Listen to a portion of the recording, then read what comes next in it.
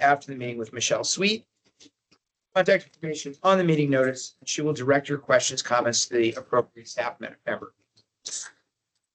Okay, with that, I think we're ready for agenda item 1, approval of the minutes from December 10th, 2025, meeting of the MassTech Board of Directors, which was meeting number 300. And anyone know offhand? It was impressive. The number starts to get very impressive. But we're going to go ahead and do a roll call to approve the minutes, assuming there were no questions or comments. I think that is no questions or comments. Jennifer, will you do the roll? Yeah, do you want to get a motion? Yes, we need a motion to approve minutes. It looks like we've had a second, so we got both. Okay, perfect. Jennifer? Yes. Ty? Approve. Rupa? Approve. Katie? I was absent, so recuse. Yep. Scott? Approve. Ernesto? Approved. Joe? Yes. Paige? Yes. Brand? Yes. Secretary Snyder? Yes. Jeff? Yes. Alok? Yes. Megan? I was absent. And Secretary Paley? Yes. Motion passes. Okay. So continue the formalities. We're going to start with my report. That I won't be as formal about. A lot continues to go on, certainly since the December board meeting. Governor's budget. I did testify on Monday. The first time I'm testifying on the budget. One of the learnings, I guess, with the budget, a lot of questions that don't so much on the budget, but probably about economic development, and Jason had the same. But overall, I'd say it was a constructive conversation. People asking, I think, genuinely heartfelt, real concerns around the state about economic development. On the economic development side, I'm sure some folks are interested. We really picked up some really nice wins of late. The governor was able to go through them together this morning at the chamber event. But we also, if anyone's interested, you look at my LinkedIn. We did a nice post on some of this as well. Gillette announced a $1 billion expansion in the waterfront. They had moved everything up to Andover, and now they'll be adding this facility and hundreds of jobs. GE Lynn, after many years, I believe, contracting, is actually expanding. This is the second expansion they've done and announced, which is so it's like two very historic Massachusetts businesses. She also talked through, and I don't have everything top of mind for me right now, but she also talked through a whole bunch of wins in the AI category, which would be very, very relevant to this group. Notable AI companies, obviously, well, first of all, there are AI companies continuing to grow here in Massachusetts, but also notable ones that have opened up a remote location here, including Anthropic, Shield AI, which is a defense sector very relevant to our Shield initiative. They didn't seem to mind too much the name.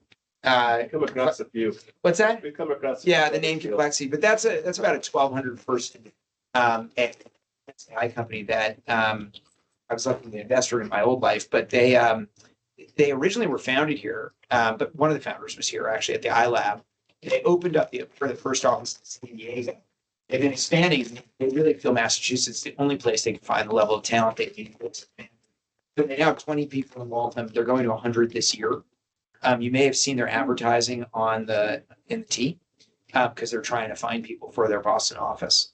And they're working very closely with Raytheon. They're working closely with Anduril, and they're working very closely with GE Lynn. Interesting. We'll hear a lot more about Shield later because I won't speak about that. Vince and team have been doing a ton of work on that front. I've been lucky to make a bunch of those conversations. On the AI side, from this organization, I feel very grateful for the Grow with Google announcement. I don't know, are you going to cover that? 13,866 to date signed. Oh, great.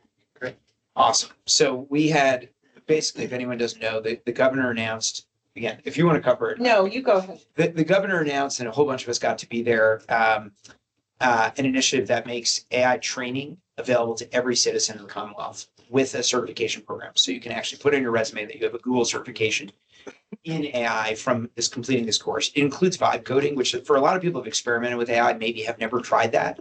But I think it's a very good experience to understand and try that.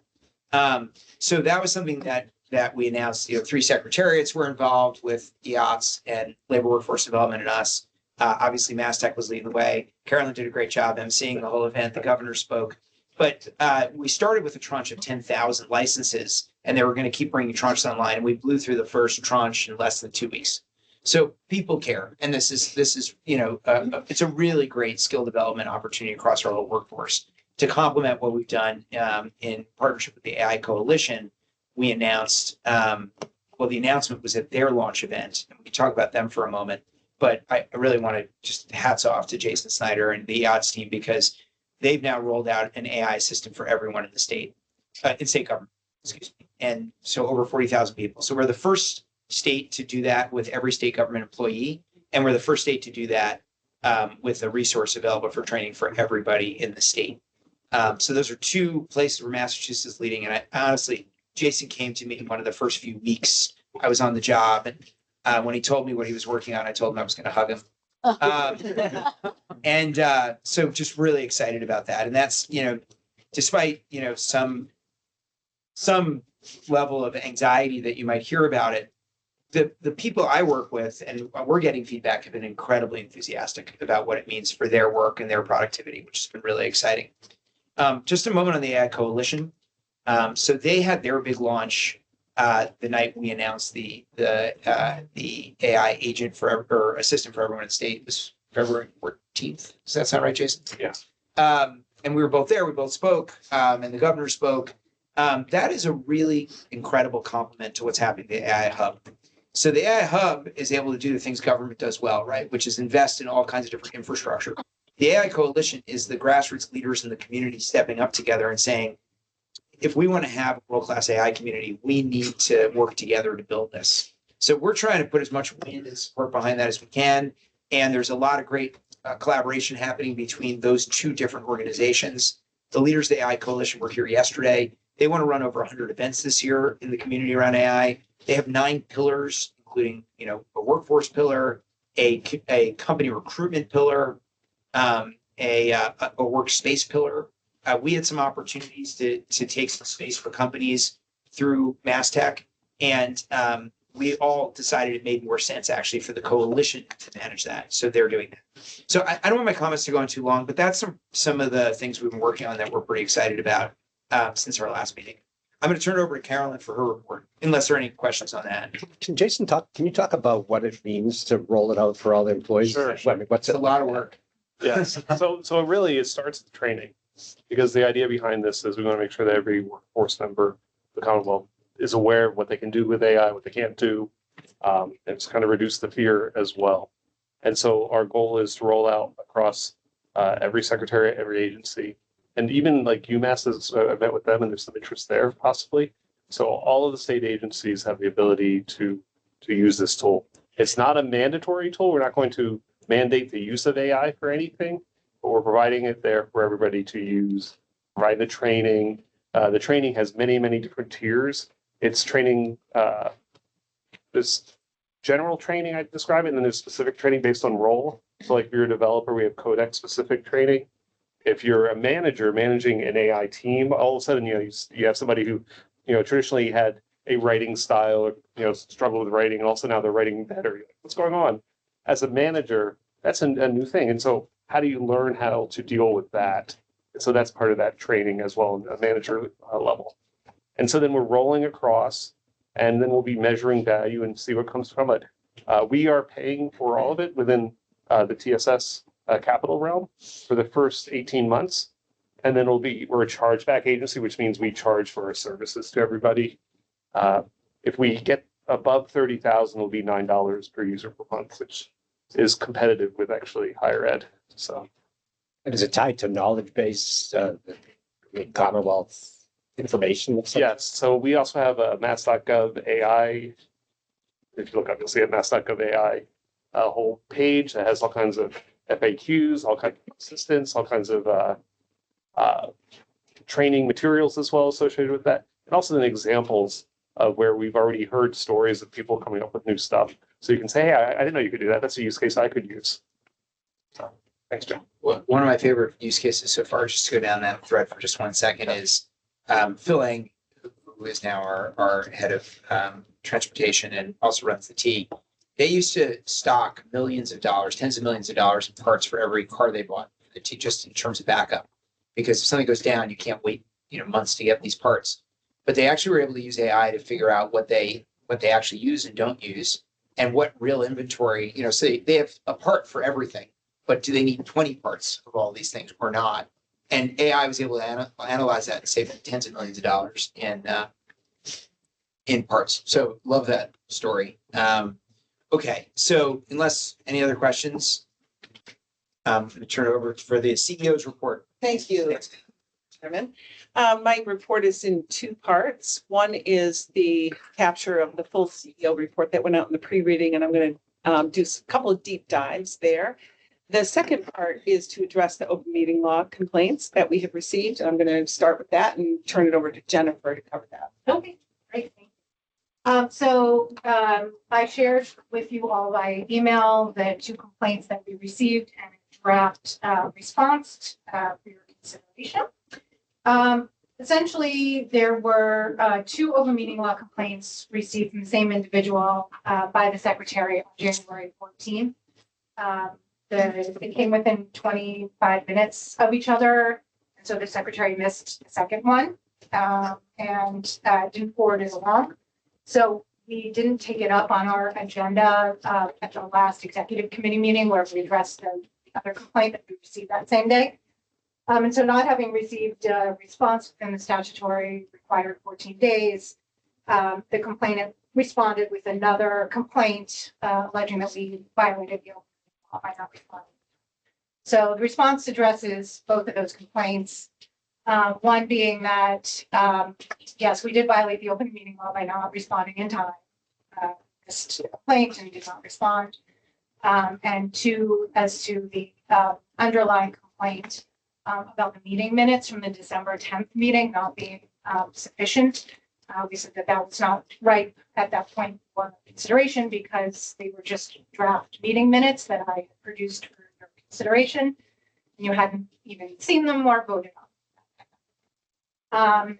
And so in terms of corrective action, it was just a mistake. And so there's no real corrective action to take, although we did add in there that if the requester could CC me or the general counsel at UBT on their meeting law complaints in the future, that would be helpful. Questions? But if nobody has any concerns with the response, it's drafted. I sent that out. Can I request going further that any complaints be also copied to legal counsel as well? That's the hope, but they're not required by law. Yeah, so I'd request if anyone is listening that is interested in filing complaints that they're welcome to copy me, but also I request you copy the GC of MassTech, Jennifer, and let's make sure we are always attentive to all and any. That will help us with that process. Okay, any questions on public meeting law complaints or anything else? Okay. There's nothing we need to do there otherwise. Just No, update I'll everyone. send out the response. Okay, so with that, I'm going turn it back to Carolyn. Yes, thank you. Thank you. So the deep dives I want to do, we're going to do one on Shield, even though we're going to take up Shield a little bit later in the meeting. We have a video we want to show, but I also want to bring this body up to speed on an update I gave at the executive committee last time, which is on the status of the FY27 budget, so that everyone here sort of has a level set understanding between the execcom and the full board. So we will proceed with that. So basically the MassTech budget in 3 easy slides, I call it. We were at a high watermark on state appropriations in FY24. This is excluding earmarks at 9 million. Today, heading into FY27, we're level funded at the FY26 level at 3.5 million in the governor's budget. So we have a downward pressure on our state appropriations. And as I said to the execcom, that we always ride out and sweat the state appropriations. We never know until that budget is signed what that number is going to be. But this is a trend that I want to alert you to.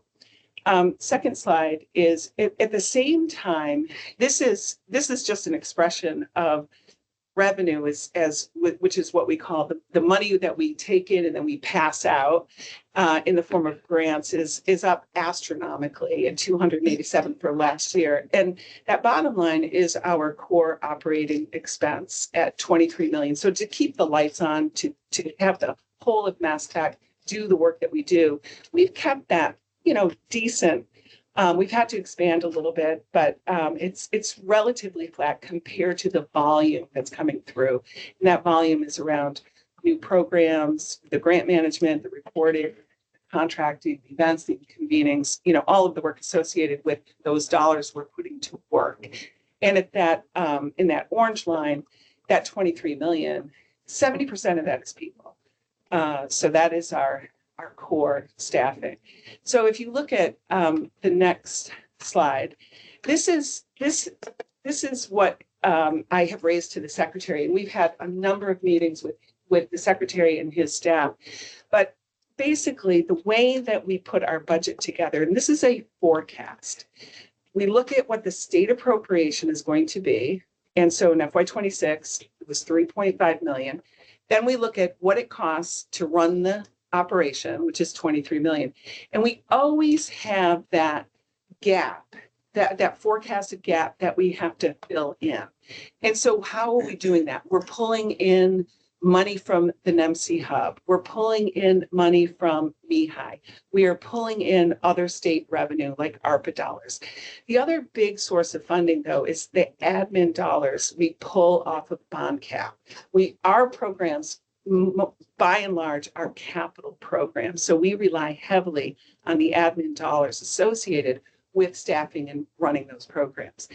We've been told that that number is being cut by 50%, which is a $2.8 million cut in our budget. So we have the combination of the downward trend on appropriations, and then we have a 50% cut that we're looking at on what we can use for admin for running the capital program. So this has put our forecast for the FY27 budget into what I would consider an exciting status. And I have escalated it to the secretary. And so some of the mitigation that we're looking at is, we hold dollars in reserve that we take in, for example, from the NEMC hub, they prepay us. And are we getting what we can on interest off those dollars? So we're looking at that, or even the bond funds that we have, can we capture interest? So is there a way to offset through the capture of interest, the funds that we are holding until they go out the door? The secretary has encouraged us also to look at our fund balance and say, it's raining. The budget is difficult across the board for this office and in state government with all of the pressures. Would we consider using one-time dollars to support the recurring operating expenses? And those of you who have known me for a while on my budget, I like to balance against revenues and expenses, right? Mm-hmm. And I don't like to dip into one-time funds. But the secretary has encouraged us to actually do that and look at our runway to get through this particular period and particularly difficult budget. So when you do see in finance and audit, look at this budget first. When you see that, you will see probably the use and I told the secretary, having been conservative up until this point and built those funds through good, solid practices, we're not going to all of a sudden be reckless and, drain the bank accounts. So is there anything you Yeah, I had a couple of things, Carolyn, and tell me if any of this is wrong, because I'm a little bit just going off memories we don't have it in front of us. I think this slide is all accurate, but it may be unintentionally, you could read it as, well, are you saying you're going to use $19.5 million of one-time funds to offset this gap? No. And so there's about $6 million, right, ultimately in true gap, because there are programs that fund some of that budget gap in other ways. So there's about there's about 6 million, sorry, I should say it a different way. There's 6 million in operating costs that somehow needs to get addressed.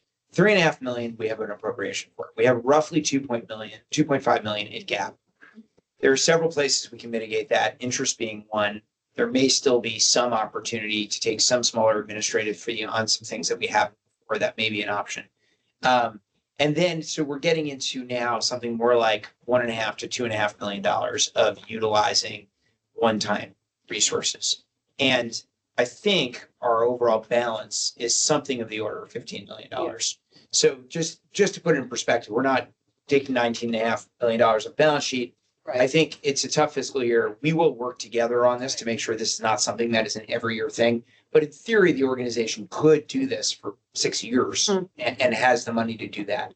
I also want to understand better. We'll spend more time on it over time. And Carolyn, our team have been great on this, but there's a lot to understand here. How often do one-time fees really come up? Because some organizations, you call them one-time fees, but there's enough different things that come up where it is actually pretty regular. So, and then how much does cash flow balance play in as well? Because again, sometimes we have to do stuff through reimbursement. So there's still some things that as we figure out how we look at this going forward, we do need to look at, but I think all of us have gotten more comfortable that the gap here is relatively small compared to the balance. Anything I said that's not? Yeah, I mean, these are forecasts, so this is, and I call it concept math. So you just did a great job on concept math. And we're working through those budgets right now. So that we're working with the divisions and everything is sources and uses of funds. So we have to get to the division level to see where the impacts are. So for example, if we cut the NEMC hub, it doesn't help us anywhere because they only draw from those federal funds. There's a very small bucket. So we're working through all of that now. And we've accelerated the budget conversation with divisions to really be as proactive as we can on this. Jeff?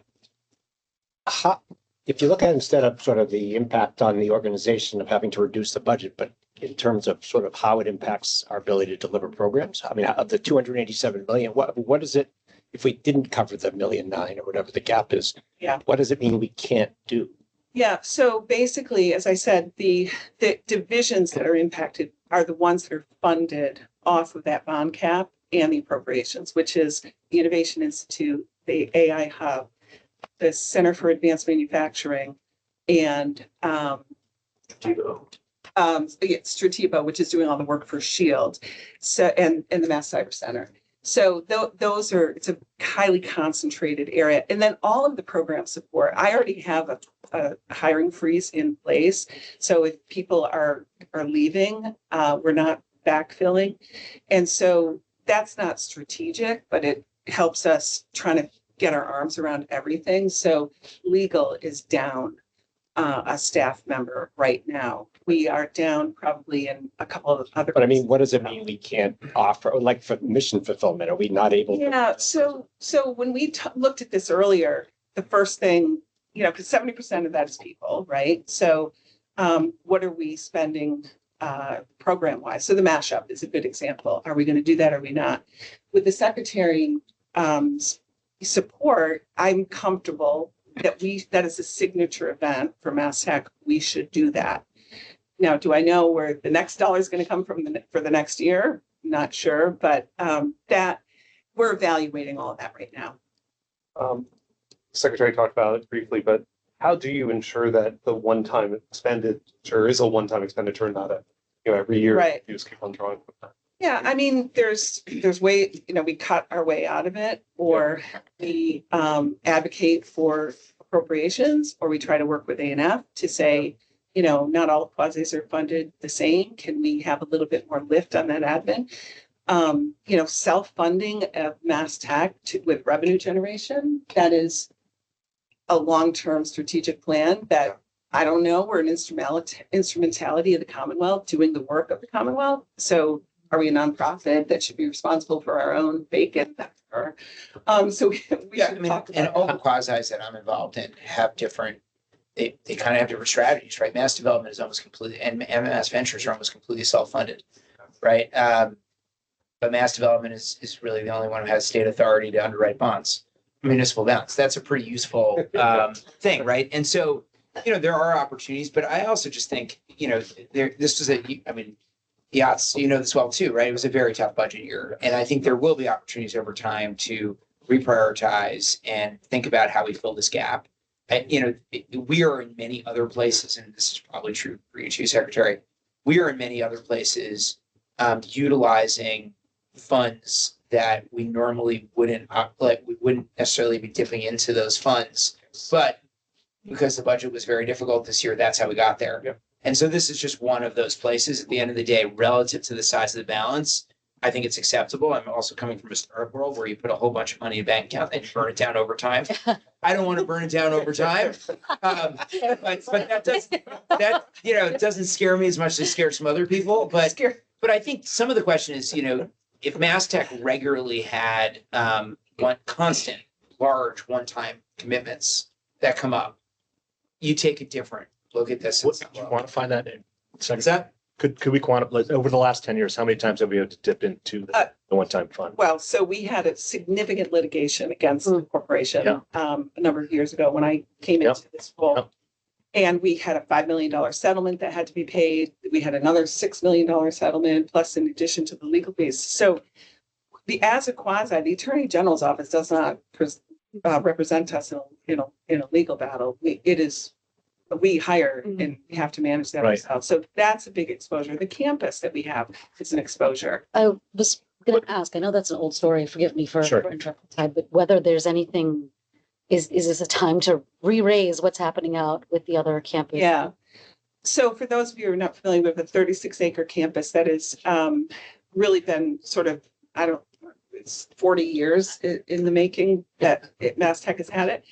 And always campus redevelopment. And I told the secretary, because he asked me this, I said, see that line that went way up on the program stuff that we're doing, go from 3 divisions to 7? That's what I've been focused on. I've not been focused on campus redevelopment.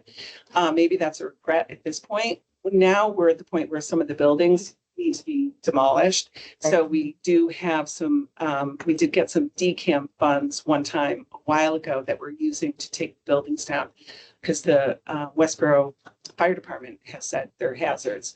So that is a, you know, do we take a mortgage out on the property? I don't know. Right. You know, it's something it's always been on the drawing board, but we get so relied upon by various administrations to deliver SHIELD, to deliver the AI hub, to deliver Right. against manufacturing, that's where we Yeah, I'm just, the prioritize. nature of my question is just, I want to get a feel, is this unusual or is this typical? Is this something we've done before?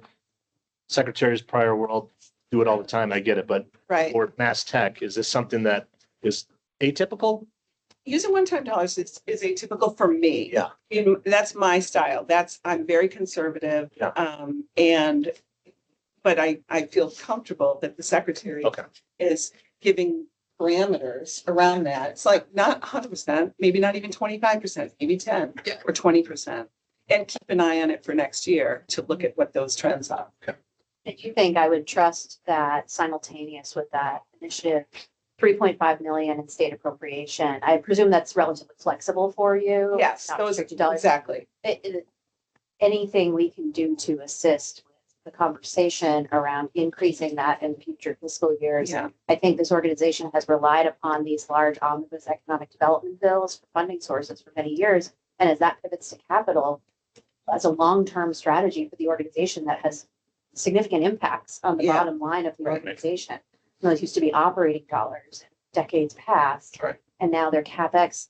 That does have a strategic impact Yeah. on sort of the long term. So I would encourage some sort of line item appropriation to be considered at an increased level in the absence of programmatic. Yeah. Yeah, and I think what the offset has always been to that is using admin, but as that's happened, it's admin fees on capital. Right. Yeah. But I think there's less comfort in doing that with A&F, And it's restricted. what they're. Right. limited funds. amounts. Yep. Yeah. Yeah. Yeah. So, Yeah. Because we can weather some of the ups and downs on the appropriations, but it's a double whammy this year. So. But definitely the pattern of, well, we cut their budget, but they continue to deliver twice as much as what we Yeah. expected. So guess what I'm Right. doing next year? Right. I will know. say. I know. Yeah, but I think this is important to note is, and not that we can 100% count on it, but A&F steps up in really big ways when a lot of organizations are in a tough spot. So just as like we have a relatively large balance and we have a tough fiscal year, and it's like, well, you should use some of that balance. By the way, it's me saying it. It's not Brand saying Yeah, it right. or Secretary Workowitz. But where other quasis have actually been in a tough spot, A&F also has said, okay, we're going to find that money for you. So I think we kind of have to I think we step up here and we know that we have Right. support in other ways. That's the purpose. That's the whole purpose of the fund. Brandon, is there anything I said that feels uncomfortable there? No, I mean, I would say, no, perfect. It really. Is that why you guys appreciate are a lot of the- absent? Is this a message? It was. They try to put you outside. Yeah, I know, but I swore my way. No, I think, I understand there's been a lot of work and dialogue between the MassTech team and the economic development team, so really appreciate that. I was gonna say, like, if I can be involved, I don't want to be another cook in the kitchen, but if I can be helpful, I would love to be a part of these conversations. It's unfortunate there are a couple technical issues that we've come through. Some of this is not totally discretionary, but the way that they're locked up and ways that they're restricted, I think we have less flexibility as A&F. As Secretary mentioned, I think there are I don't have all the answers yet, but as we dig into this, as we see impacts, as we see the places that there are gaps, that might trigger some like creativity or like ways that we can start addressing this in the short term, and then preferably longer term, we should also talk about the business model and expectation, Right. appropriate funding for the agency. So I guess one way of echoing everything everyone said. Yes, good. Great. All right, so any questions on the remainder of the CEO report? Does anything capture your attention or you have questions about that was sent out earlier? Okay. All right, so I think we're gonna preview our SHIELD conversation. We have a couple of items to put in beforehand. And so it's very exciting. We get to hear Ben on video and Ben live. So, Please, double feature. Is there a soundtrack or not? There's no custom song for this one. Not yet. and it's not 30 minutes, okay? So are we doing that now? Or are we Yeah, going to agenda item 4? No, it's Okay, part of my okay, report great. is a deep dive, Great. which is referenced. Nice. Very patriotic.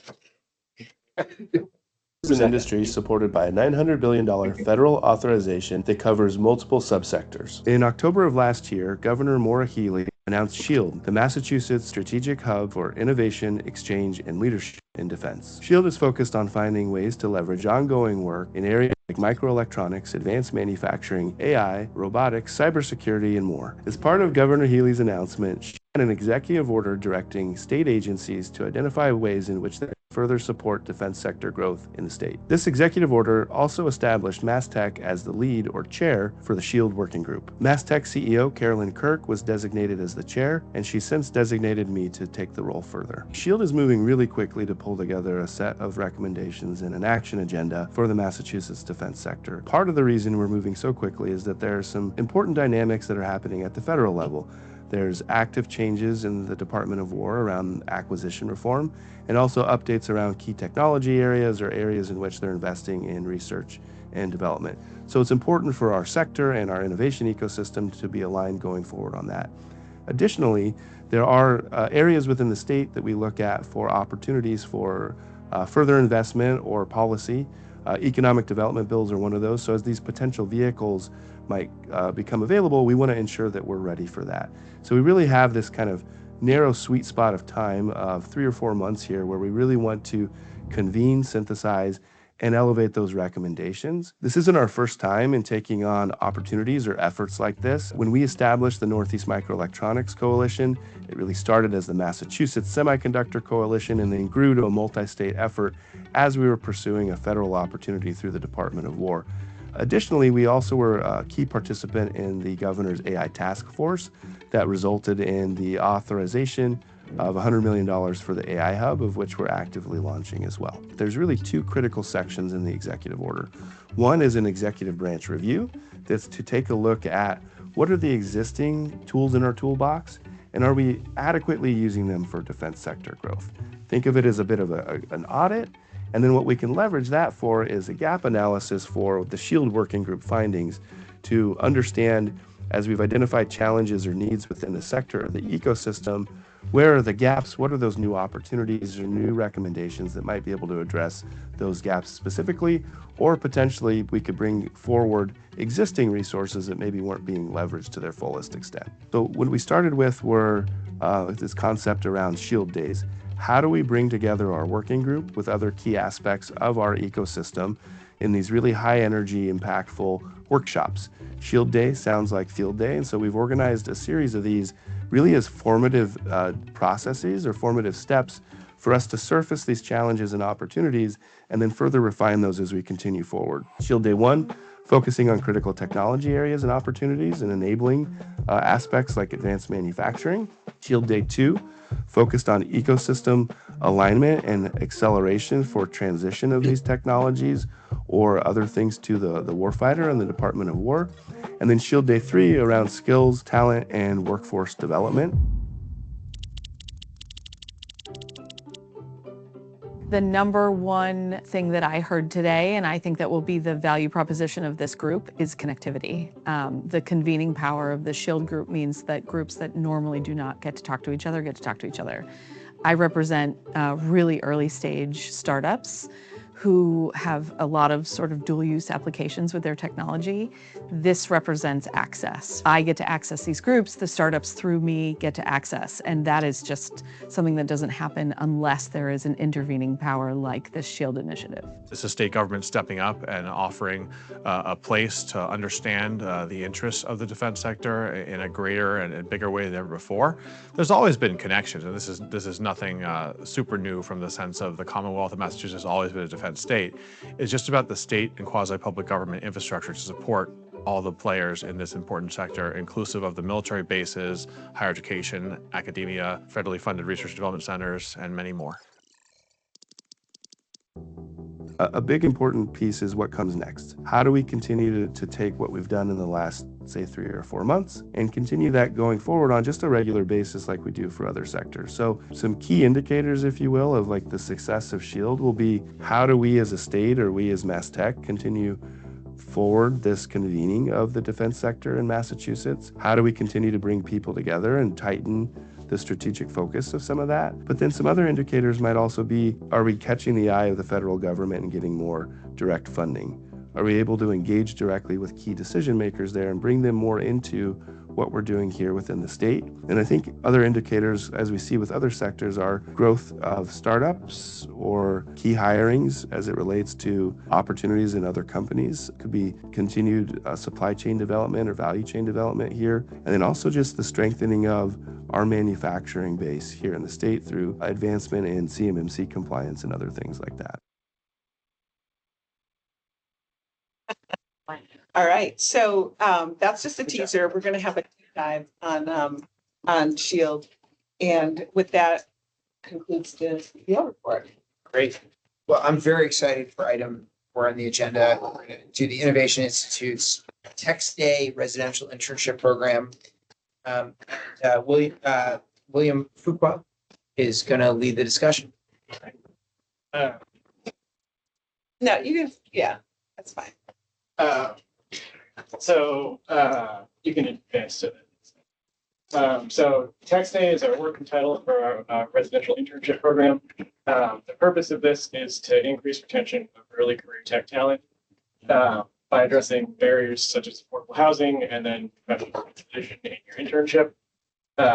So the model that we're come up with is a 12-week program that runs during the summer. It's a cohort-based residential community. They're all going to live in one building. About 100 interns from essentially all over Massachusetts. Any school is eligible. And then part of this, they'll go through the shared housing, so there'll be common areas they can hang out. And there's also going to be cross-disciplinary programming that they will take part in. And that's going to deliver some professional development stuff for readiness and navigation. There'll also be some how to use AI tools, elements, and also cover entrepreneurship and exposure to the innovation ecosystem in Massachusetts. And so the goal of this is that it serves as sort of networking and it will build long-term ties to different parts of the ecosystem in the Commonwealth. So our role in this, we're the lead convener and program manager of it. So we're going to be like the public face of it. So if you apply to the program, you'll come to us. And then we're going to coordinate the different partners we're working with. We're actually going to run a couple of the ecosystem exposure modules ourselves. And then we're going to manage outreach, and we have a kind of community portal. So the interns will be able to talk to each other just amongst themselves. And it'll also have all the information about like what the different events are. And so there's going to be essentially 12 one-time modules that you're expected to go to, we're not going to necessarily require 100% attendance. And then there'll also be a bunch of optional activities that the interns can choose to participate in. Some of those will be fun outings, like going to see the Freedom Trail or Red Sox game. Others are more academic, like a self-paced online module. And so each of the four partners, which are BU, Northeastern, MIT, and Harvard, will deliver 2 of the required modules, and then they're also going to contribute a menu of these optional activities. And then so the expected outcome of this is we'll have stronger professional networks at the end of it, both, and not just like you get a professional network from your internship, but it won't just be with that employer or with your school, it's people all over. You'll get exposed to different thought leaders through the programming. And then hopefully it turns into a scalable model that we can expand to other sites if it goes well. And then I guess I could say a little bit more about the housing. So we have an location identified. It's at the BU Student Village. They're fairly nice apartments. It's a building that's staffed 24/7, and it's air conditioned. So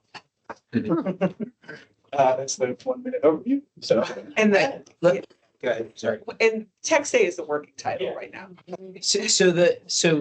So I've long been working with MassTech long before I ever took this job on internship programs. This has been an area of deep interest for me. And we also have internship programs running in all, in many of the quasis. The biggest one of all actually is Mass Life Science Center, has a very large program. A lot of the motivation around this is how do we capture the talent while they're here? It gives us the opportunity to run a 12-week commercial about what Massachusetts has to offer and build network relationship and roots in the community. If you don't like your employer, you at least still get to hear about a lot of other cool companies.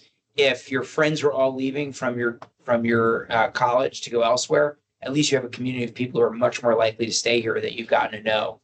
You've seen key leaders in the industry. Maybe you've toured Amazon Robotics. You have a sense for the breadth of what's on here. And so this is a real experiment year to look at and then of course the other side is Massachusetts has a real affordability crisis, and finding housing for 3 months is very difficult. At the cost of where housing is right now, it is extraordinarily difficult. So I think we're solving for a number of problems here. And I think at the end of the day, a lot of the evaluation of this is, do we capture these students? Do they start their careers, 2 years later when all of them have graduated? What percent of them are going to jobs in Massachusetts versus, a controlled cohort that wasn't in this program? But I'm hoping this is the beginning of something that we actually see real expansion in over time. The eligibility requirement that you're in some higher level program or school in Massachusetts? Or you're a Massachusetts resident at a school elsewhere, right? So if you go to Carnegie Mellon, you grew up in Massachusetts, you're still eligible. I see. Okay. Similar to our existing intern partnership program for the student eligibility. Yeah, because if you go to Brown, and you're a Massachusetts, we want you in this economy, right? And so we want to make sure we're doing what we can to make that possible. The final criteria of who gets selected hasn't been fully determined yet.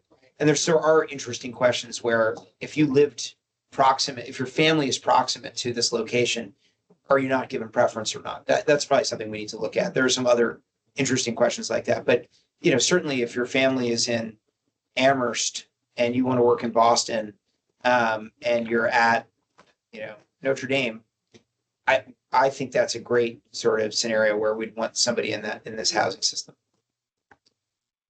One question that I have is this is very much based on the premise, if I understand this correctly, that the cohort and the networking is what will make people stay. Is that fair? I think it's community and content and exposure are the different parts of it. And by the way, where they're even choosing your jobs, because if you're coming from Buffalo and you're at Harvard and you get a great job offer in both places, maybe a better one here, you might really say, I'm going back to Buffalo this summer because I just can't afford to pay I can't even find Boston-based housing from which to do this. Yeah. And how do we anticipate competing with offers? So if they have all the access to the companies, the networking, and they're here for the summer, but then to your point, they get offers. They may be getting very competitive offers from companies in states that have greater ability to compete on housing and continuous cost post the 3 months housing. How do we anticipate being able to compete with that? I think my best answer to this question is we're always competing with that one way or another. The question and there's a lot of things we as a state are trying to do to make that more accessible. It's hard. I mean, that's a big economic question that we're working on every day. I think the idea here is if you do not have roots in any way into the economy here, relationships, community, exposure, you are way more likely to choose to go somewhere else, right? And if you have that exposure, you are much more likely to stay here. That's the working hypothesis of this. One of the modules is also going to address that in some way, but essentially like people who are, in the ecosystem, like what do you get by deciding to stay here? Like there's a lot of great stuff that might not be. I also believe that there's data that Northeastern co-ops who co-op in Massachusetts are much more likely to stay in Massachusetts. So, yeah. So we have an AI internship program at co-op. That is our 4th cohort now, with an AI focus. The first cohort, the first 2 were from Northeastern, the second 2 were from UMass Amherst, but the first cohort, 8 of the 12 students chose to work for state government. They received far more competitive offers from Google and stuff like that, because what they liked is the fact that we were giving them challenging work and their work actually could make it to production. And we were training them. We were, helping them the whole way. A lot of it is building the culture. So that's my advice with that. Build that culture, and I think we'll want to stay. Question. Yeah. First of all, I love it. I love that anything that we could do to build the ecosystem here is fantastic. So kudos to whoever thought of it. A potential ad, or maybe it's there and I just don't see it, is I love that you can get them here. I love that you can get them to stay and they have a place to live and they can be around other tech stars, say. But is there, besides the modules, wouldn't it be great if there was like, they had to build something, there was a competition, or is there a science fair or something like that? Because if you send a kid for 10 weeks, like we do some pretty incredible things in 10 weeks with our summer interns that come in. So if there was a focus for them to build, or maybe they're partnering with, they build their own little mini cohorts inside, so that there's a. It's not here, but we did talk about weekend hackathons. I don't know if that's still in the plan. Yeah, so there's also, so one of the modules is with the Martin Trust Center. Yeah. And so the thinking is not all the students are going to want to commit the amount of time to like the entrepreneurship track. Yeah. But like they want to build something built to be. Yeah. Work with those, like the program participants could opt to work with those students. So is it meant to be educational, or is it meant to be, I'm going to launch you into the ecosystem? Because that's where I'm getting caught up a little bit. Like with educational, it's a summer program. I'm going for summer education. But there's a slight difference of like, we have an opportunity to form a team here and we're going to build something. It's going to be a science fair. We're going to show off as a team what we can do when we're, so connected to each other. And then perhaps industry would then be a part of that to say, oh, amazing work you guys have done. And really, I'm proud of her.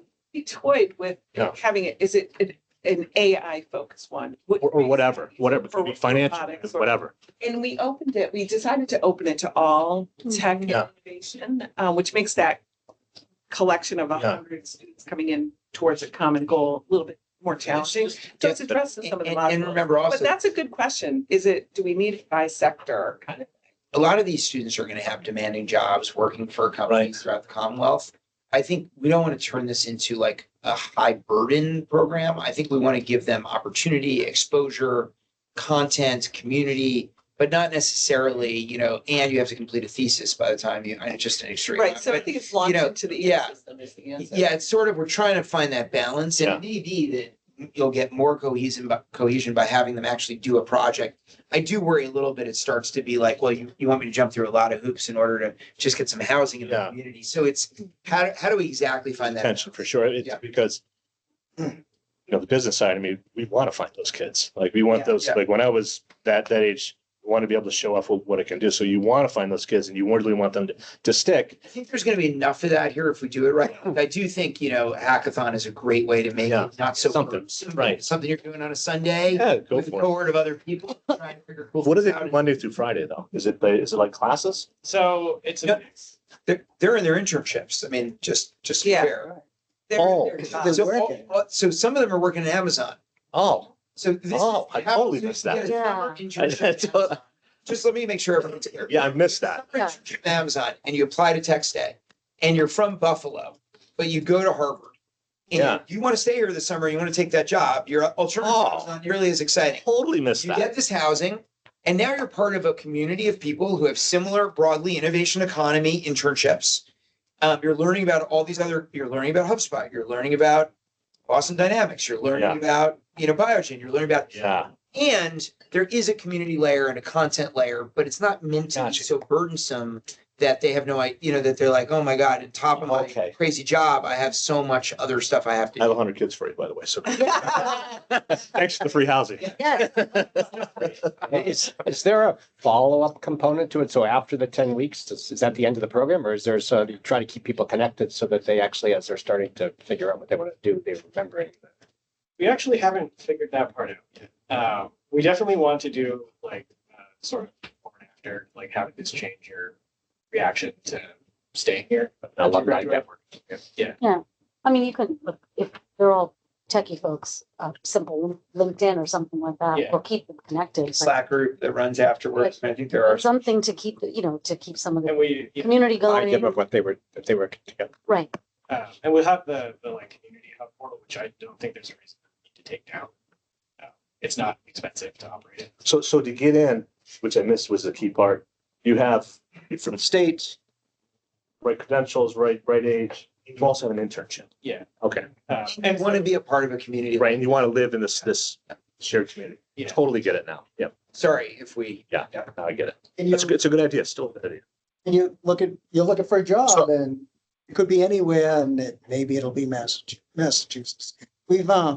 I've been on the board a long time. We've often had this discussion, how do we keep them? Yeah. Yeah. And actually, I'm gonna recuse myself because my wife works for BU, nothing to do with this program.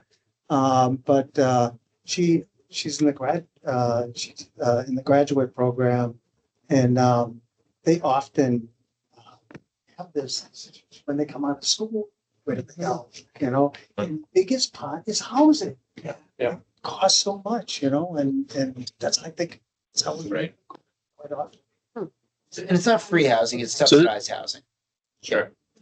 Yeah. Ernesto? Excuse me, this is Ernesto. Quick question. Hello? Yeah. We're listening. Sorry. So a quick question. I mean, a lot of the investment banks do this today, right? Where if you're a senior right now at a business school, all the investment bankers right now are going out, grabbing these kids, putting them in New York City, San Francisco. It's a similar model, if I'm correct.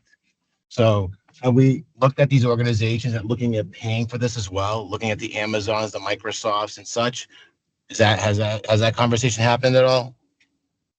I think there's some interesting ideas around sponsorship. I think for right now, it's a pilot. And what we're really just trying to understand is what kind of community can we build around this? How do we help them understand what Massachusetts has to offer through a program like this? And what does it do in terms of creating those bonds that make people want to stay? I think of my business school section mates, there were 90 of us, 4 of us stayed in Massachusetts. We were all here. We were all mobile. Some people wanted to go back to very specific places. A lot of people went where they found the jobs or whatever it was. But many of them just didn't even know what the opportunity set was really here. Right. But this is and it will be open to graduate students as well, not just juniors and seniors. So I think we're going to learn a lot from this experiment. But yes, it may make sense. What I wouldn't want to do is bias it so that it's only folks working for big companies. I think we want to mix. But And we do probably have get some the- sponsorship. The interns that go through our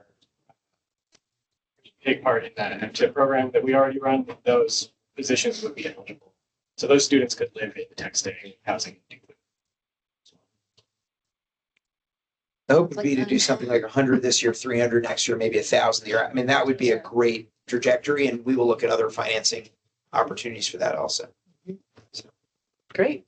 Super. Next slide. Okay, so we have a motion. Somebody, I'll move it. thank you. And a second? Second. Great. Should we do a roll call? Yes. All right. Ty, Support. Rupa, Yes. Casey, Yes. Scott, Yes. Joe, Abstain? Paige, Yes. Brand, Yes. Secretary Snyder, Yes. Jeff, Yes. Luck, Yes. Megan, Yes. Ernesto, Abstain. and Secretary Paley. Yes. Okay, thank you, everybody. The next agenda item is from our chips manufacturing initiative. We're going to talk about Quinty. How do you say it? Cunity. Sorry, now I got it. And we're going to turn it back over to Ben to lead that discussion. Yeah, I'm going to be joined by Farhad. Farhad, we're going to try to do this in 4 minutes, just because I know I'm up next. And Really? I have Shield in 23 simple slides after that. Love the video. Exactly. It's important, so I'm glad you're here, Ty. All right, so I'm just going to do a quick overview. We've had a few of these approval items on chips manufacturing incentives in the last meetings. Same bucket of funding from the Department of Commerce. However, Cunity falls under a different NOFO. It's focused on facilities for semiconductor materials and manufacturing equipment. So not the fab facilities themselves like Analog Devices or Maycom did that we previously talked about. A few kind of highlights on this one is they're really looking at investing in critical supplies that go into these facilities in production. Really specific, unique materials that often are currently produced around the world and not here in the US. And this still fell under the same program that we ran where we had our front door for CHIPS capital grant incentive programs. Again, 26 organizations we worked with across the Commonwealth, 9 that received contingent commitments, and ultimately now 4 that are still under consideration.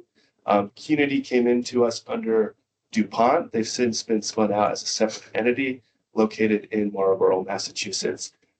I can go only surface level technical on this, so I've asked our subject matter expert, Farhad Bazagu, who started with the Center for Advanced Manufacturing during this process, but now is our strategic initiatives leads within our NEMC hub to take us over the project and provide a little bit of visual perspective as to what we're actually talking about. Farhad. All right, thanks, Ben.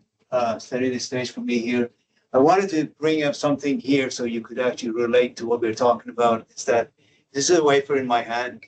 I'm going to pass it down. And what you see on one side is basically what we call patterned wafer. And the other side is really no pattern. Any semiconductor manufacturer, any semiconductor chip is made out of layers. Think of it as a cake. And you're putting layers upon layers upon them. The old technologies were about 12, maybe 10 layers, 10 to 12 layers. Now, things that are in your cell phone or in the car, you're using as many as 40 layers. Every time you put a layer down, you need to pattern it. Patterning is one of the key requirements. Basically, you're defining roads. You're defining where the grass grows, where the pavement is, and all. And to do that, you need basically 2 things. You need a process called photolithography. And photolithography basically is material that you deposit on a wafer, and it takes a mask, and then you expose the areas that are windows, basically, to photo. And the idea here is that the light source, by the way, the 2 key ingredients, the light source and the material that you put on the wafer. And the light source is provided by ASML, that everybody has heard about. It's a Dutch company, the world leading company that provides this. The other side is the chemical that we put on the wafer, and that's provided by DuPont. I'm going to call it DuPont because many people relate to DuPont than Cunity. Cunity is a little known company, shouldn't say little known, but they're in Marlborough, as I said, there are 450 people. They're the world supplier for this material, world supplier to TSMC of the world, Global Foundries, Intel, and so on and so forth. What they do is basically they mix up these big vats of material and they spread it over the wafer, and you put a mask on it, and then the photo basically engages with the areas where the mask isn't, and it loosens the material and then you develop it. So you build up, you make trenches, you build up, you make, so on and so forth. So you go up there. What happens is that really with the material is that it has to react with the light. So as we go higher up in wavelengths of light, it needs to react. So what Unity does is that mixes up the material. But what needs to happen is that, as you can imagine, material can be has to be deposited uniformly over the wafer. It has to be clear. Defect could be anything. Could be something in the material, could be something externally got involved in doing the processing. What this ask is basically is to have install capital equipment in line that can detect these defects basically. And what they're asking us basically to provide $2 million, and they're getting $2.4 million matching from the government, which by the way is actually one of the companies that is spearheading, and it seems to be going fast through the process as well. And they have private funding at $19.4 million. And the material they're dealing with is full cost material. And what the total project value is $23.8 million. And during the process, they're going to be generating new 20 jobs, and those jobs are basically technicians that will be sitting on these pieces of equipment, which are basically looking at the wafer and finding defects. And that's it. So the ask before this board is to approve a $2 million grant to basically support a $23.8 million project. And it's a contingent approval, still on getting their direct funding award from the CHIPS program office, that they are working towards on a pretty accelerated path. And the source of funding. Is the federal matching. The federal matching. Yeah. It's funny how the world goes round, because when I started my career, I only lasted 1 year in consulting at Monitor Group. And my client was DuPont's thin film photoresist product. So, which was not in Massachusetts at the time. So somebody's gonna have to connect the dots how it came from North Carolina to Massachusetts. We had a chance to visit the company in Marlborough, and we did not know how key they are to the supply. Yeah. At the time, they perceived they were going to lose the whole business. So it's also amazing to see 28 years later that they're still the world leader, which is fascinating. Anyway. Is it contingent also on the 19 million of project? It's a total project, yeah. So as they close their direct funding award with the federal government, all of that's basically driven by their direct contract with the CHIPS program office, which includes their specific private dollars contribution. How about the capital equipment? Who's the supplier? Who's actual manufacturer? KLA Tenor is one of the companies. Yeah. And also is another company, a Japanese company. Yeah. But they have a US company that is following through. I say. Basically to provide it. So these are mainly analytical equipment. Some of the equipment are new that they're investing on. Yeah. Some of them they're upgrading from the previous version to the newest version. And have we done the due diligence to make sure that's the right price and it's competitively priced? So those are, I mean, we are looking at all the, so we're assuming that they are doing that, but we do check it out. We're Budgeted. we're supported on this through an incredibly thorough federal diligence process that's been happening on all these applications. Their first step is to go through a letter of intent. In this case, it's taken 2 years to get to, and then continuing on through their direct funding agreement includes a whole host of financial review and audit. So one of the benefits where we had both our review process through our NOFO working with the Federal Funds and Infrastructure Office on the original commitment offer, and then the continued pretty extensive diligence. Great. Thank you. Yeah. Okay, do I have a motion to approve this? So move. All right, second. Second. Okay, let's do the roll call. All right. Hi, Support. Luba, Turkey, Yes. Scott, Yes. Joe, Yes. Paige, Yes. Brand, Yes. Secretary Snyder, Yes. Jeff, Yes. Balak, Yes. Megan, Yes. Ernesto, Yes. and Secretary Gill. Yes. Thank you, everyone. Thank you. Thank you.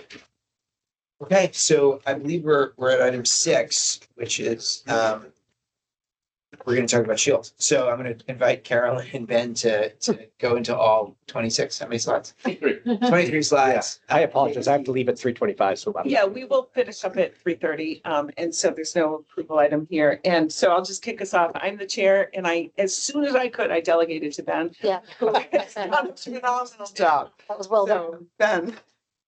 And apologies, as you guys can tell, I'm a method actor. I still sound like I did in that video, which was recorded last Monday. I promise I'm not contagious. But I will go through some of these quickly because I do want to make sure we get to the end because there's an important conversation that I want to raise that kind of ties back to the opening that we had. We can't talk about Shield without first talking about NEMC. And so I want to take you through a structured kind of update on NEMC on a few things that's going to ultimately lead into what we're seeing coming out of some of our Shield findings. First and foremost, and you heard it a little bit in the video, is convening and centralization. How do we bring the ecosystem, the sector together, but then also put together resources around access to equipment and facilities or other things. Federal advocacy and state policy, I'm going to skip those for now until we get to Shield. But then some really key things that we've been doing with NEMC that you all have been a part of, large-scale capital projects.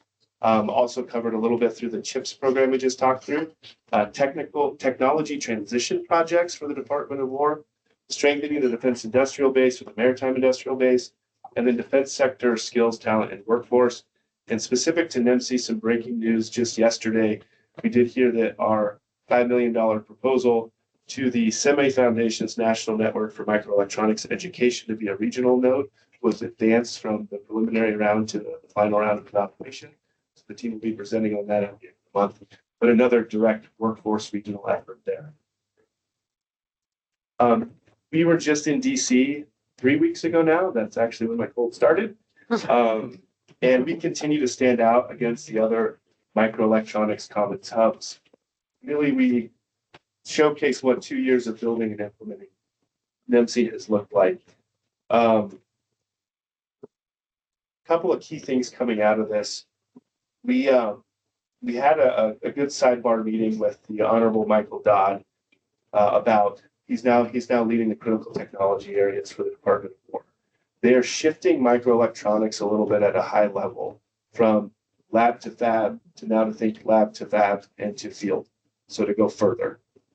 So that's changing the scope of what we're looking at a little bit to not just be a step from lab to prototype, but how do we further help with transition?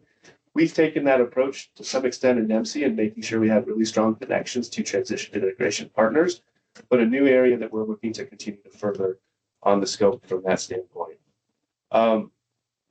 In year 3 of 5, the Department of War is really looking at continued strengthening engagement within the DOW itself for other channels and pathways.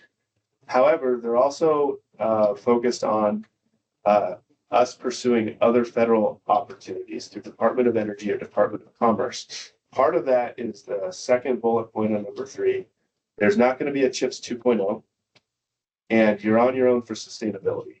So earlier in the conversation around using interest from NEMC, I'm a little concerned about that because that's part of our sustainability plan originally. But pursuing these other pathways like the workforce fund or some other things coming out of commerce and energy are important. There's a recognition of significant state support here with the $40 million state match commitment, which I'll come back to at the end. And they recognize that we are extremely well positioned as a Northeast or New England regional entry point for the Department of War beyond microelectronics, which we'll get into in SHIELD. Microelectronics is really a critical enabler to a lot of things, but a lot of our member organizations do more than just microelectronics. And I don't know what happened here. We're in a room with 900 people. Something happened on my camera, but Mark and I are the professional dumb kings in comments. So we try to have a little bit of fun. I don't think Mark had as much fun as I did.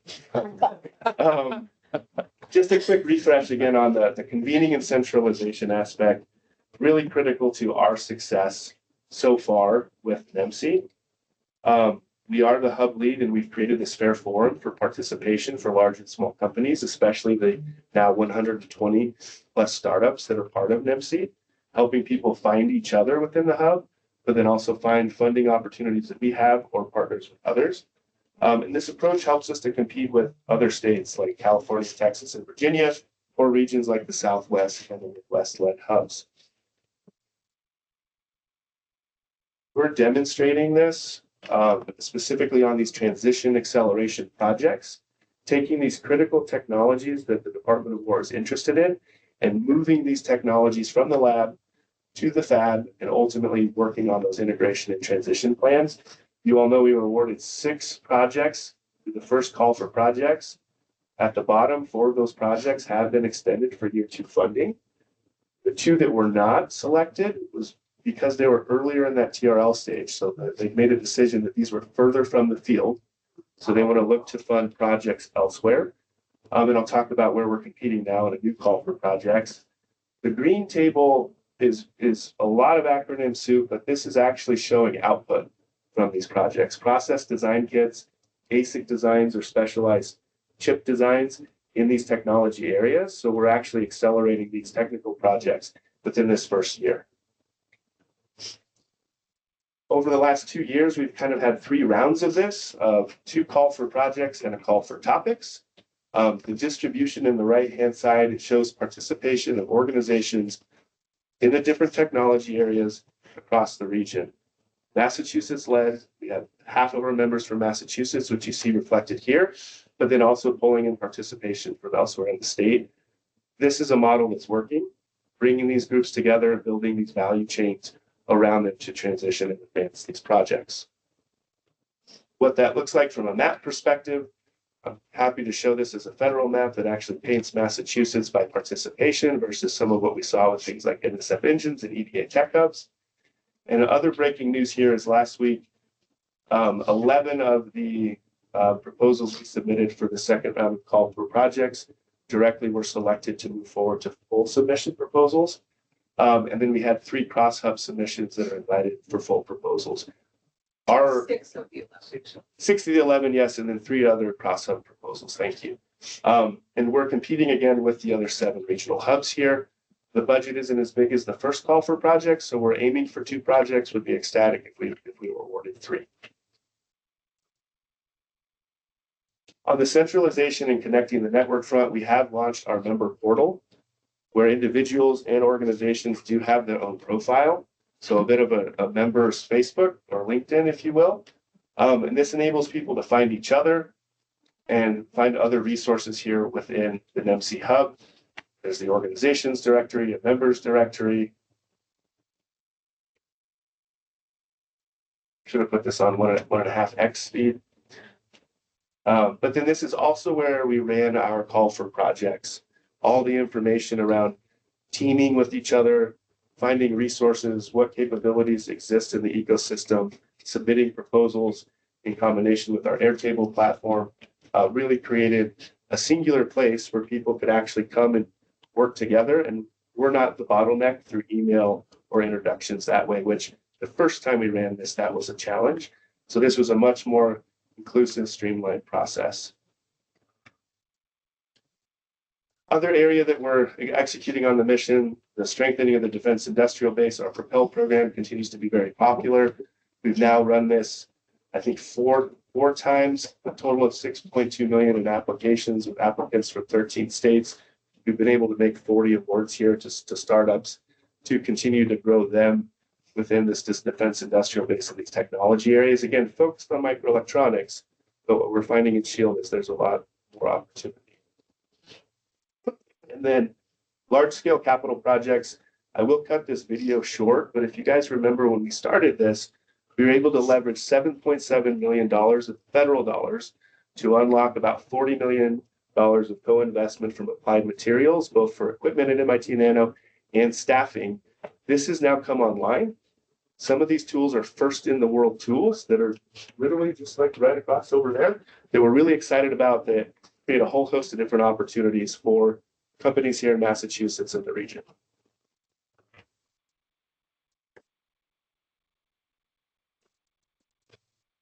Didn't play. Kevin, do you mind? No, it's okay. We get it. Okay, all right. Centralization and capability and capacity. We have also a website here that connects the the various lab facilities and fabrication facilities here in the state. So these categories of things like centralization, connectivity, and these different areas are really important because as we get now into SHIELD, the Strategic Hub for Innovation, Exchange, and Leadership in Defense, this is an area that we're continuing to identify opportunities. And we got the precursor video from someone who's been working on this really hard over the last couple months, but I want to take you through a few more specific highlights and go a little bit deeper. Primary objectives of SHIELD, we talked about those different sections. We're going to really dig into SHIELD findings. I want to thank Secretary Paley for really putting out at the beginning, opening meeting to model how we want to work together as an ecosystem and as a sector through this initiative, really focused on cohesive collaboration amongst all of the different members of the ecosystem, and be opportunistic. If there's other federal funding opportunities, if there's collaboration opportunities that are surfacing up through this, we don't have to wait for a report to come out at the end. We're joined by a great administration appointed team, inclusive of 3 secretariats, other quasis, and Federal Funds and Infrastructure Office, an organization called the Business Executives for National Security, as well as the Massachusetts National Guard. We were required to appoint at least four external members. Tomorrow we'll have about 35 members that are going to be sworn in from all across the organization, or all across different organizations. This includes some of our board members, colleagues from MITRE, Draper, and elsewhere. What is SHIELD and what is our approach to this? I mentioned in the video, the SHIELD days sound like field days. We're really trying to take a strategic approach here to think about where do we play, how do we win, what are the skills, talent, and workforce that we need to get there, and how do we put all of that together into a summative playbook for our defense sector. We started out launching SHIELD in December. The first SHIELD day was focused on critical technologies and enablers, some of those new changes at the federal level. Last month, we held SHIELD Day 2 on ecosystem alignment and acceleration. And now tomorrow actually is SHIELD Day 3 on skills, talent, and workforce development. We're going to have a 4th summative SHIELD Day held at MITRE on April 16th, really just with the core working group to dig into pulling all of this together ultimately into a report to deliver to Governor Healy and Lieutenant Governor Driscoll. So we are here. Just a quick flavor of where we stand on critical technology areas. We're really focused on 4, which MassTech's already working on pretty extensively. And a quick comment from Emil Michael, who is the lead CTO for the Department of War. The consideration here is that they went from 14 critical technologies to 6. If you're not on the list, that doesn't mean you're not important. It means that the department feels like their approach is adequate, which is important for microelectronics because it was on the previous list. It enables a lot of these. So if they're on the list now, they're looking for new approaches to this. So biomanufacturing is a key one that there's a lot of interest in and around the state on. Contested to logistics for things like autonomous robotic systems. Obviously, applied AI is a key focus of other parts of MassTech and the Commonwealth, as well as quantum and battlefield information dominance, which includes new sensors and communications. So just a quick where we've been, about everywhere in the state. SHIELD Day 1 in Lincoln. We were out in Pittsfield in Western Mass for a small business roundtable, as well as the business general dynamics.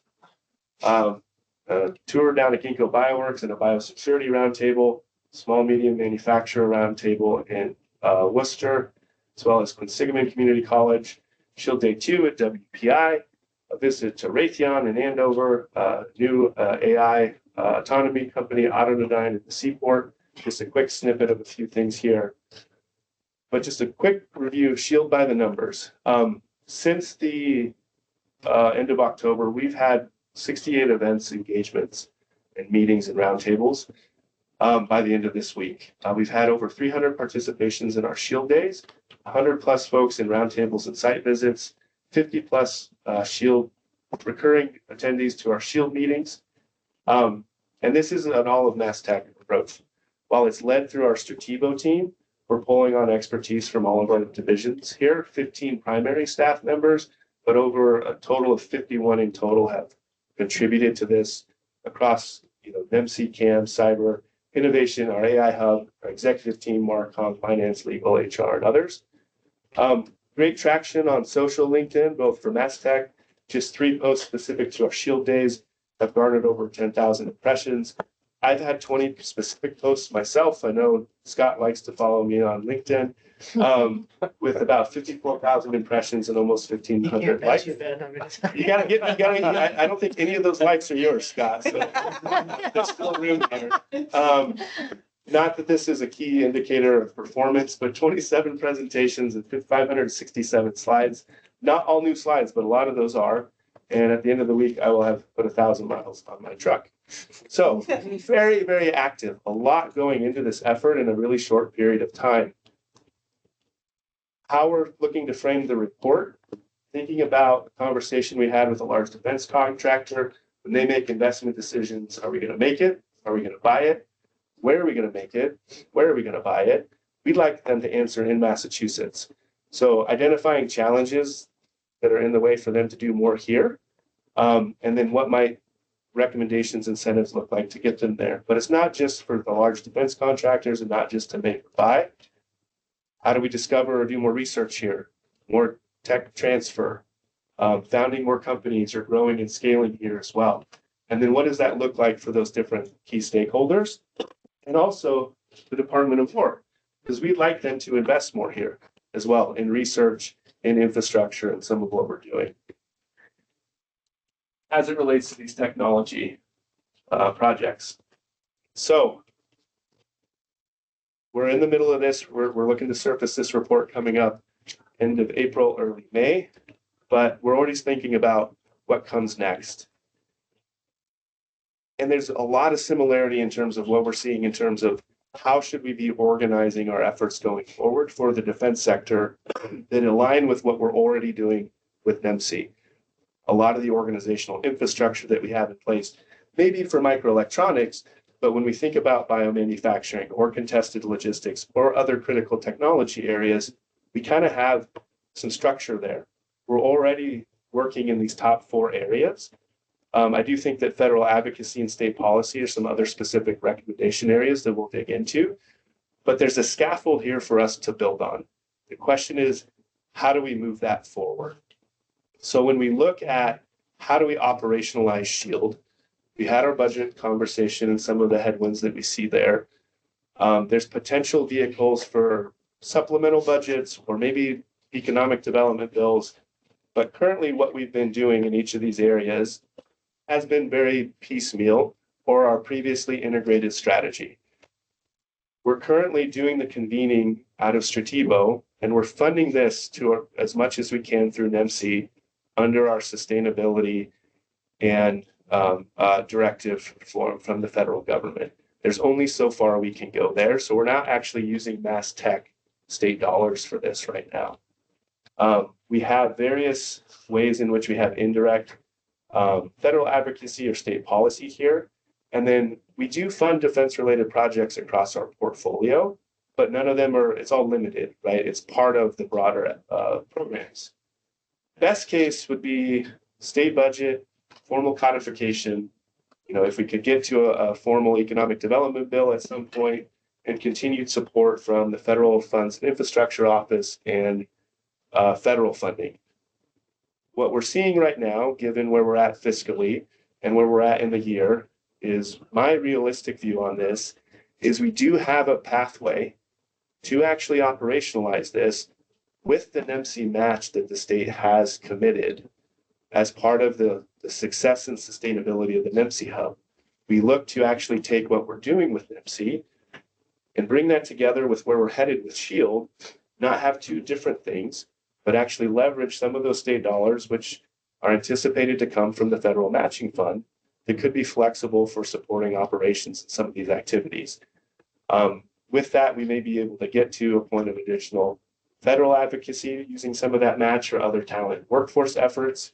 If there is, depending on if there is or is not an economic development bill, I think we'd be continuing to work with the Federal Funds and Infrastructure Office on federal match to whatever extent it can be there. But this is kind of where we're at, I think, in looking at the budget that Carolyn presented. This is, again, something where Stratebo's piecemealed out. in terms of how our time is allocated across various parts of our state funding. But NEMC is incredibly well positioned to continue to carry this forward. And I think we have a funding pathway if we can continue to work to unlock the next tranches of the NEMC match. And before I move off the slide, what does indirect mean in this number? I would say, like, from a state policy standpoint, and it's maybe a little simplified, I don't know if we've ever really had direct state policy for our defense sector. I think there's some specific things that came up in some site visits that maybe we take those into consideration. A federal advocacy standpoint, we have the Roosevelt Group that represents the Mass Task Force on military bases and installations. But I do think that what we're hearing from our ecosystem is there's an opportunity for the state to be more proactive in advocating in Washington around how do we get more investment from Department of War and others here in the state along these lines. And so is there a more direct approach we can take than maybe like the governor's person is down in DC, but having Our office is one person, whereas other states have a whole team. Exactly. Okay. Yeah. So I know I ran through that very quickly, but happy to take questions. So my friends who work in the defense sector have mentioned that there's a fair amount of technical and manufacturing capacity available at like universities in town, but there's some like regulatory constraints around whether those institutions can actually allocate some of that work for defense purposes. Any sort of context you can kind of share around some of the constraints around what resources can be brought to bear? Yeah, Lincoln Laboratory is a really good example. They have a specific charter where they're not allowed to compete commercially. So they're a great step from like an MIT Nano to go from building one where you're really, really high touch, but in a quality controlled environment. But startups, they can't go and sell those things. They're looking at potential legislative changes so that map I shared where we've connected capability and capacity is to help get around some of that, where other academic institutions do have the ability to make some of these things, or we can go to a global foundry or a BAE Systems or a Raytheon or a on device.